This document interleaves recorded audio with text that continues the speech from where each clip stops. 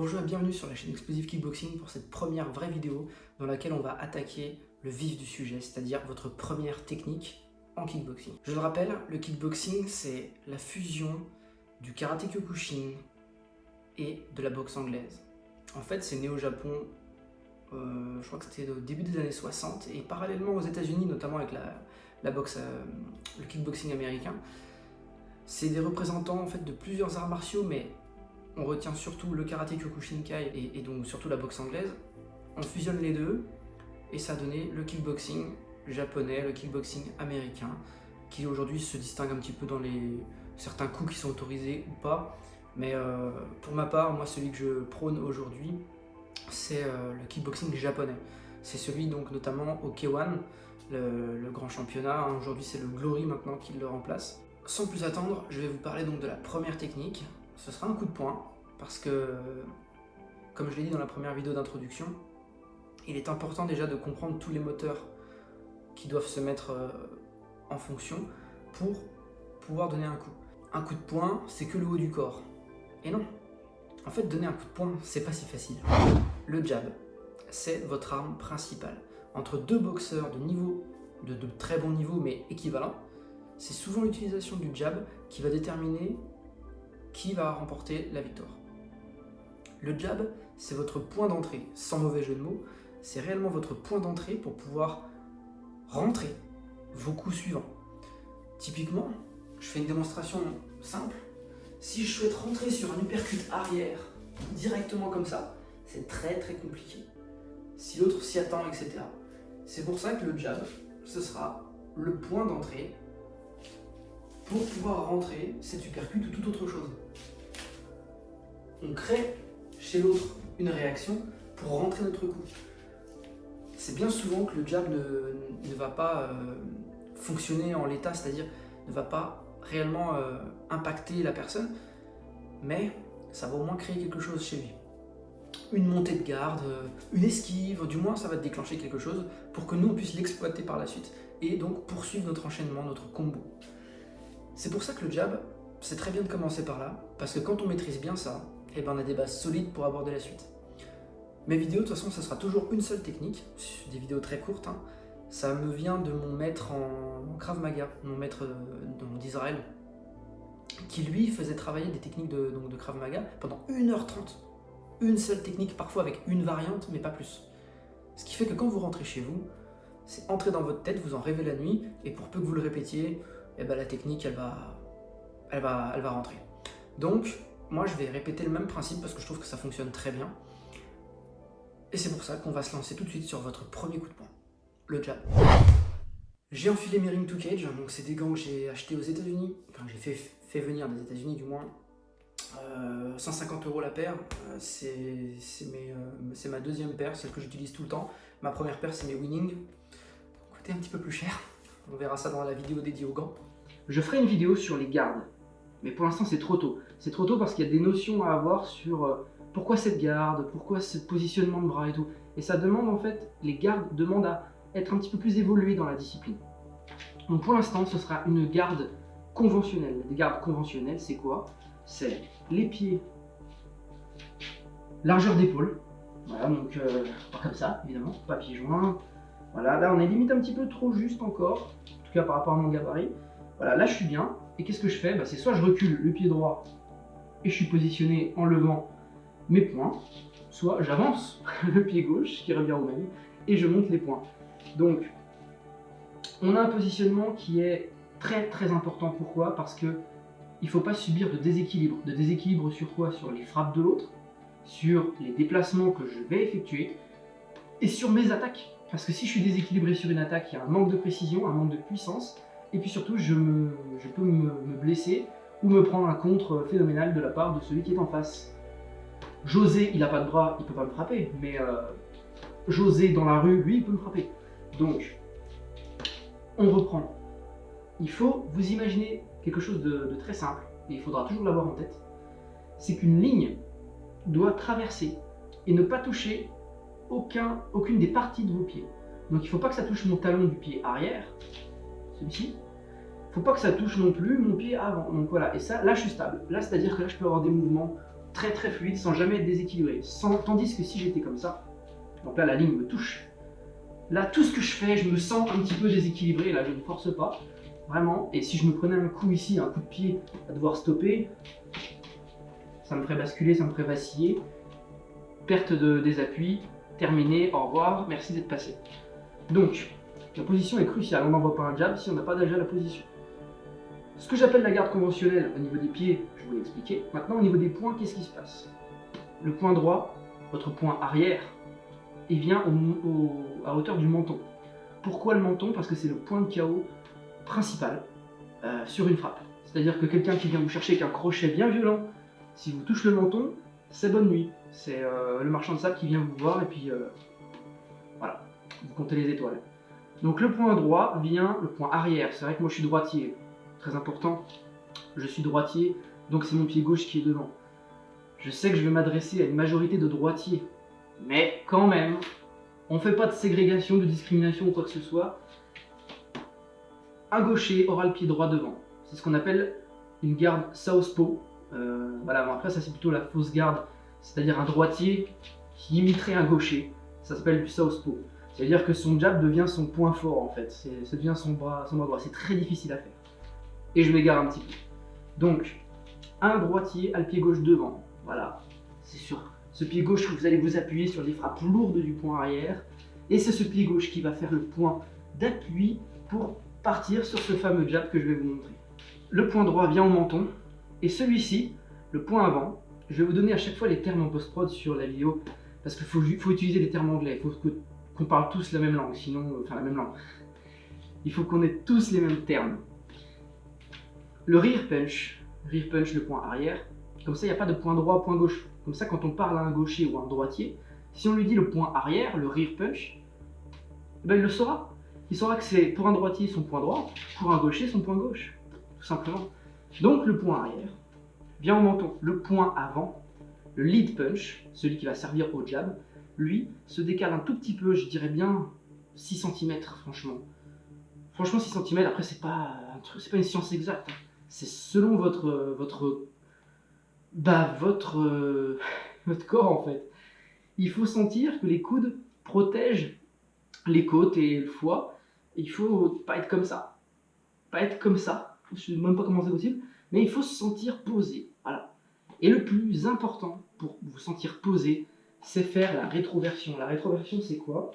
C'est là, je suis en position neutre. Voilà. Je suis en position neutre. Et je me mets en rétroversion.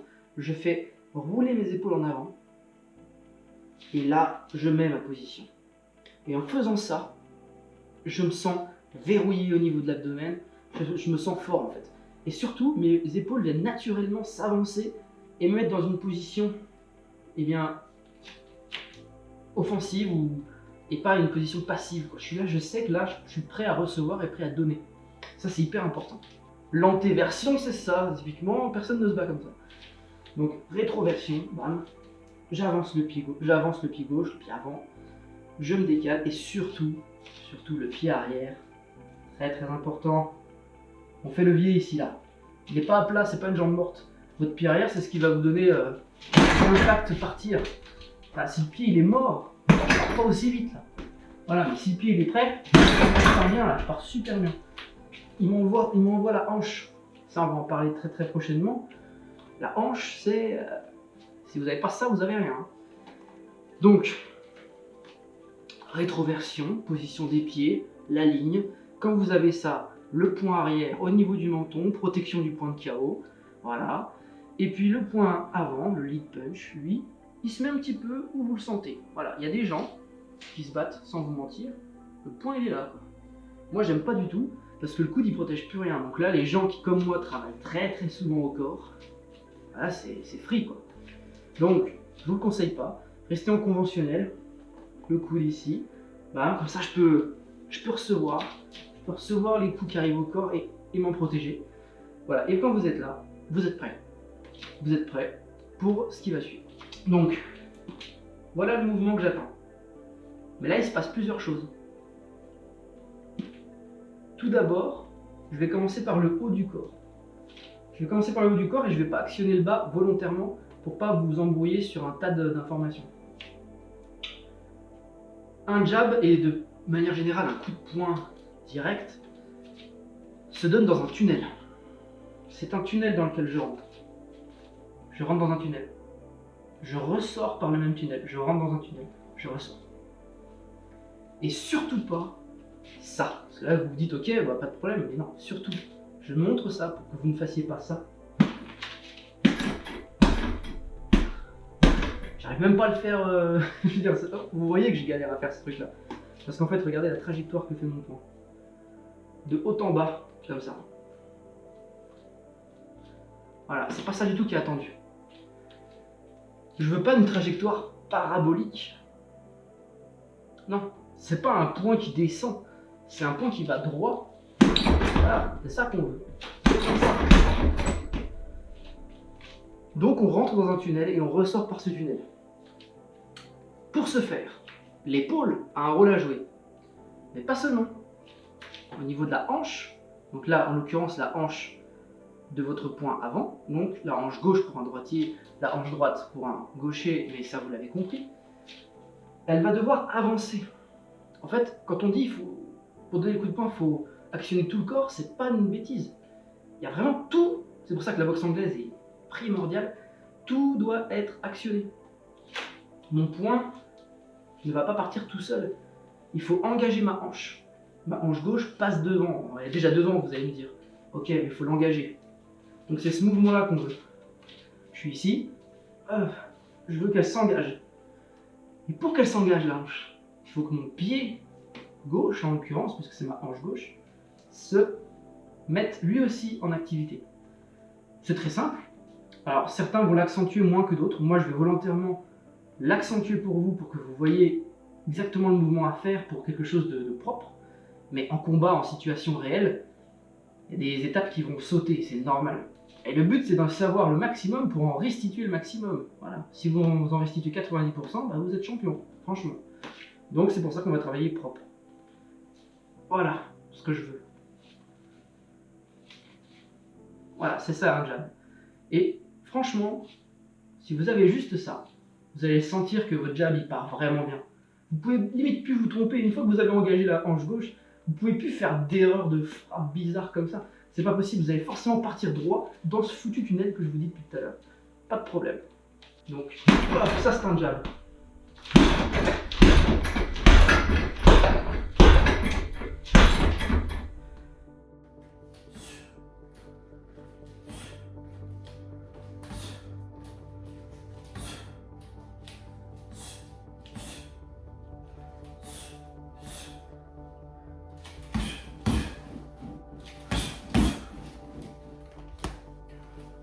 On aura l'occasion d'en parler un peu plus tard, mais surtout, ne prenez pas des mauvais réflexes, c'est-à-dire des tics, des tocs, je sais pas comment appeler ça, mais du moins des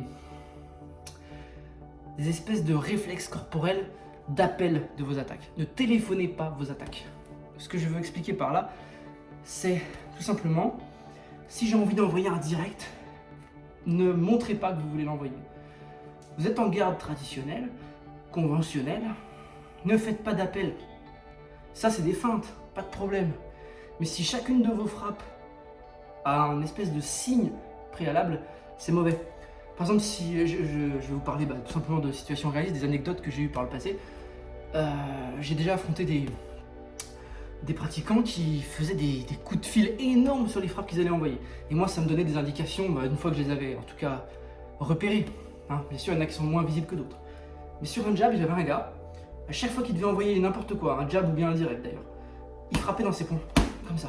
Donc il me faisait, il était là et tout, ok, pas de problème. Puis il faisait, comme ça. Vraiment, une fois, deux fois, je me dis, ok, le gars, il fait quoi? Il se donne du courage en faisant ça, non? Bah, à chaque fois, il y avait un coup qui venait derrière. Donc ne faites pas d'appel. Pareil, là, j'ai reçu quelqu'un récemment, un ami qui est venu un petit peu pratiquer avec moi dans la salle, voilà, un débutant, pas de problème, mais qui avait déjà pris un mauvais réflexe sur son direct. Ce direct arrière qui viendra dans une vidéo très prochaine, hein, parce que c'est généralement le coup de poing qui suit le jab. Et bien tout de suite, il partait super long. C'est-à-dire que il est en garde normale. Vous voyez ça? Vous voyez ça? Ben là on sait que c'est pas pas forcément celui-ci qui va venir. On sait que là, il y a quelque chose qui se prépare avec lui. On sait qu'il y a une recherche de puissance pour venir. Donc, un appel. Donc non, ne faites pas ça. Pareil, des gens qui descendent le point. Ils vont descendre le point, ça peut annoncer quelque chose aussi. C'est pour ça que non. Quand un point part, l'autre il reste au visage. Un point part, on reste au visage toujours. Voilà, l'autre vient. Quand l'un part, l'autre vient. Et pas les deux en même temps. Vous voyez là ce que je viens de faire, là, bam, ça c'est très mauvais. Alors on prend un contre tout de suite. Ça fait beaucoup de choses, j'en ai conscience. Pour une première vidéo, ça peut être déroutant. Mais c'est la pratique, la répétition. N'hésitez pas à revisionner la vidéo, à m'écrire en commentaire pour avoir des informations complémentaires. Il n'y a pas de souci. On rappelle, 3 engrenages. Le pied qui engagera la hanche qui vous enverra tout de suite sur l'épaule et le poing. Ces 3 engrenages, si vous les avez, vous avez votre premier coup de poing. Propre. Voilà pour le jab. J'espère que j'ai été le plus exhaustif possible. On y reviendra au jab, parce que là je vous ai montré le jab, mais il y a le step jab, le power jab, le jab au corps. Voilà, pour vous donner un aperçu. Donc là on est là ici. Ça c'est un power jab. Là je mets de l'impact. Et j'ai plus de mal à revenir. C'est un jab qui vous mettra plus en danger, mais qui va du coup davantage exploser la tronche ou la garde de l'ennemi, de l'adversaire, de l'agresseur, tout ce que vous voulez.